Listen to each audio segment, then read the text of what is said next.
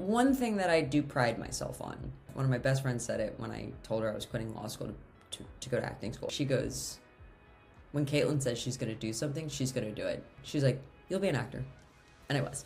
I was gonna make it somehow. Was I gonna make it to be the lead of a big show? You know, I couldn't have possibly hoped that that was gonna be the start, but I am way too determined. And that's something I pride myself on. By the time I tell you, it's gonna happen. You know, I think UMGC was one of the first places that I learned that, like, it's all figure outable.